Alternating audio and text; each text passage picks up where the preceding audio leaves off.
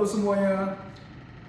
Perkenalan, di sini kami dari kelompok 11 dengan mata kuliah Sistem Telekomunikasi akan menjelaskan terkait tugas besar kami yaitu Railway Communication dalam perspektif sistem telekomunikasi. Tapi sebelum kita lanjut lebih jauh ke dalam video, perkenalkan dulu dari kelompok kami. Di sini saya sendiri, Komang Saduma Putra dengan NIM 11022232556. Dengan saya Abdul Mutalil dan dengan NIM 11021832799. Kemudian saya Surasi Nusantana dengan NIM 110223224. Nah, karena materi yang akan kita bawakan sangat menarik, jadi saya rasa tidak perlu berlama-lama. Baik teman-teman, let's go untuk watching videonya. Oke, kali ini saya akan menjelaskan tentang Railway Communication dalam perspektif sistem telekomunikasi. Materi yang pertama yaitu sejarah dan perkembangan teknologi telekomunikasi.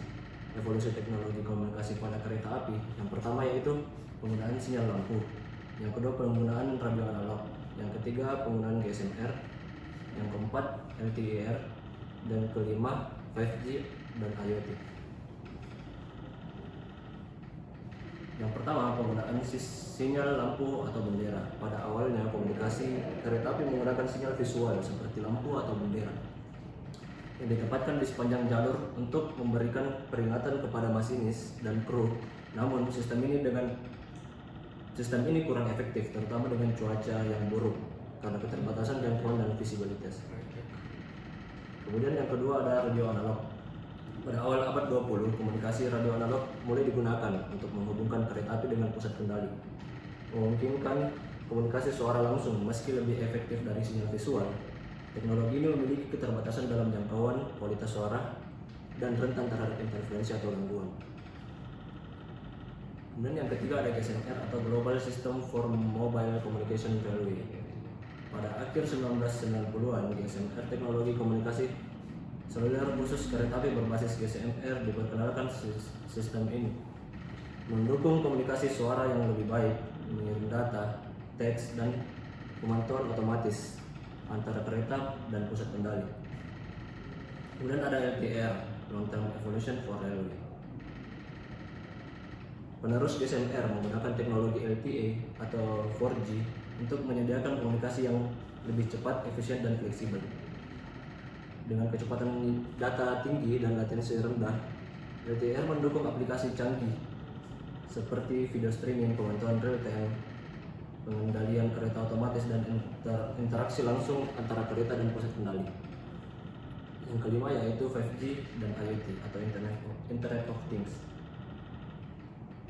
5G dan IoT menghadirkan kecepatan data tinggi dan latensi rendah untuk mendukung aplikasi seperti kereta otomatis, pemeliharaan prediktif, dan komunikasi langsung antar sistem. IoT menghubungkan perangkat di sepanjang jalur kereta, memungkinkan pemantauan real time terhadap kondisi jalur, kecepatan kereta, dan perangkat lainnya, dan meningkatkan keselamatan dan efisiensi operasional.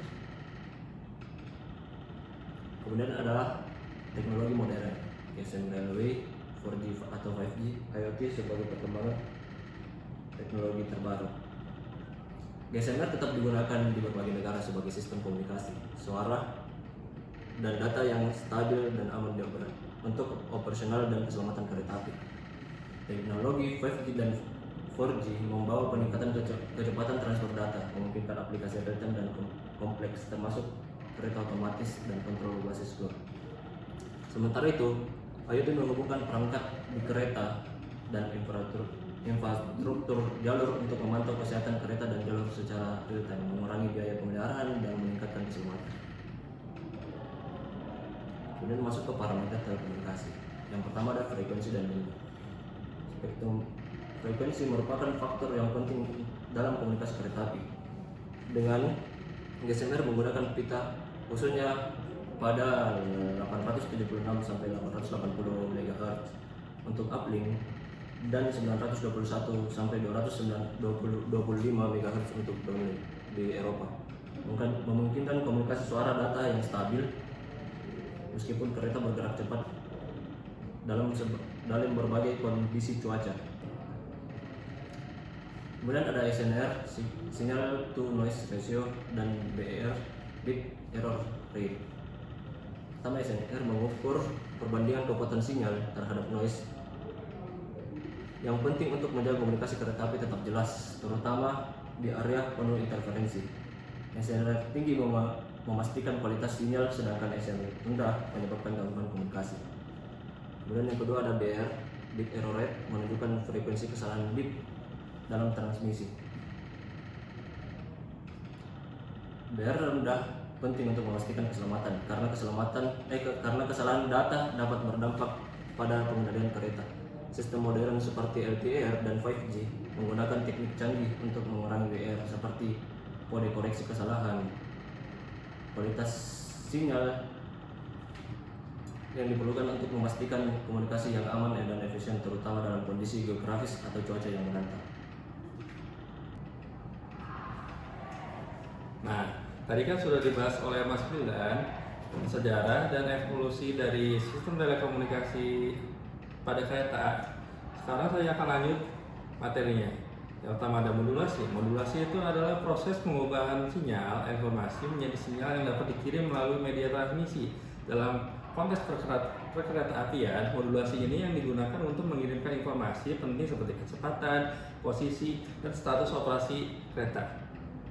Nah, salah satu modulasinya itu yang pertama ada GSMR atau Global System for Mobile Communication Railway, yaitu sistem komunikasi radio khusus yang digunakan untuk mengelola komunikasi antara kereta dan pusat kendali.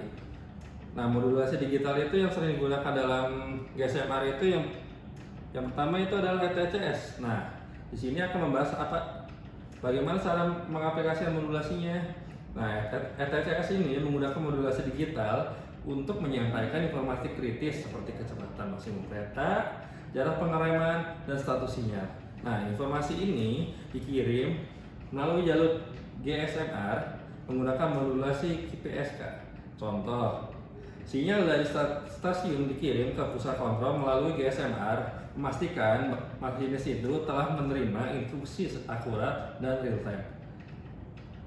Nah, apa aja keuntungannya? Ada dua. Yang pertama adalah keandalannya tinggi, tahan terhadap gangguan noise, sehingga cocok untuk kereta dengan kecepatan yang tinggi. Kemudian yang kedua adalah efisiensi spektrum. Modulasi seperti QPSK memanfaatkan spektrum frekuensi yang lebih baik dibandingkan metode analog, sehingga lebih diuntungkan dalam komunikasi jarak jauh dan cepat. Nah, selanjutnya ada spread spektrum.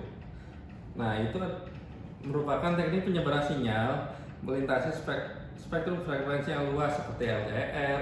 Spread spektrum memungkinkan pengiriman datanya berkecepatan tinggi dan meningkatkan keamanan komunikasi antara masinis dan kereta. Nah, keunggulannya itu yang pertama adalah mengurangi interferensi. Sinyal itu jadi tidak menyebar, jadi sulit terganggu oleh sinyal lain. Yang kedua itu pengiriman datanya berkecepatan tinggi. Kemudian yang ketiga itu meningkatkan keamanan. Jadi sinyal yang dikirim dari kereta ke masinis itu sinyalnya akan lebih sulit disadap atau dimanipulasi. Nah, jadi kesimpulannya, modulasi digital meningkatkan keandalan komunikasi pada perkereta apian modern. Kemudian spread spektrum itu menghadirkan inovasi dalam keamanan dan efisiensi komunikasi.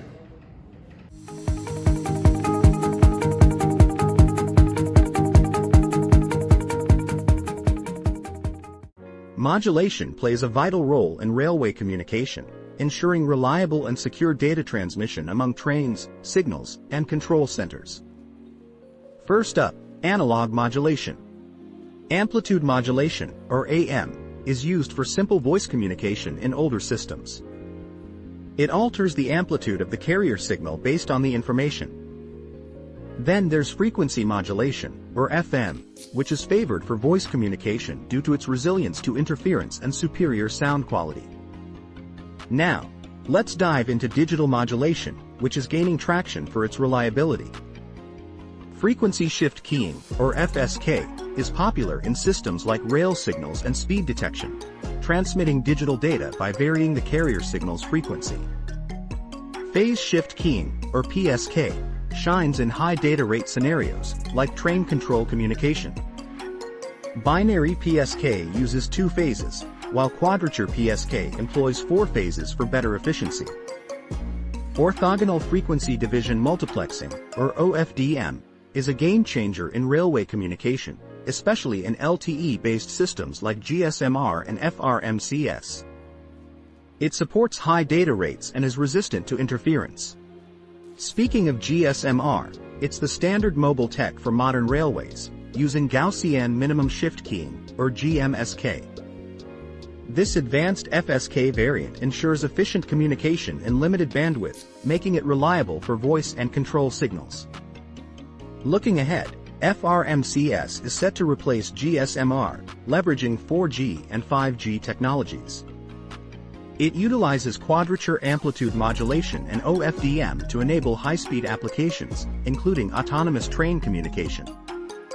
Lastly, track circuit communication often employs FSK modulation to relay signals between tracks and trains, crucial for detecting train presence in specific segments. In summary, modulation techniques are the backbone of railway communication, enhancing safety, efficiency, and reliability across the network. Baik, tadi dua rekan saya sudah menjelaskan terkait sejarah, evolusi, modulasi, spektrum, serta komponen lain yang telah kami dapat di kelas sistem telekomunikasi yang akan kami cari kaitannya di dalam railway. Nah, rasanya untuk memperdalam pemahaman kita semua diperlukan latihan soal. Di sini kami sudah menyiapkan 3 soal atau 3 sub-soal dari satu cerita, di mana soal cerita itu merupakan dalam sistem komunikasi kereta api, sinyal suara di mana 0 sampai 3000 Hz digunakan untuk mengirimkan perintah dari pusat kontrol ke masinis. Sinyal suara ini dimodulasi menggunakan modulasi FM atau frequency modulation dengan frekuensi carrier sebesar 70 MHz. Setelah modulasi, diperoleh bahwa deviasi frekuensi maksimum adalah 15 kHz.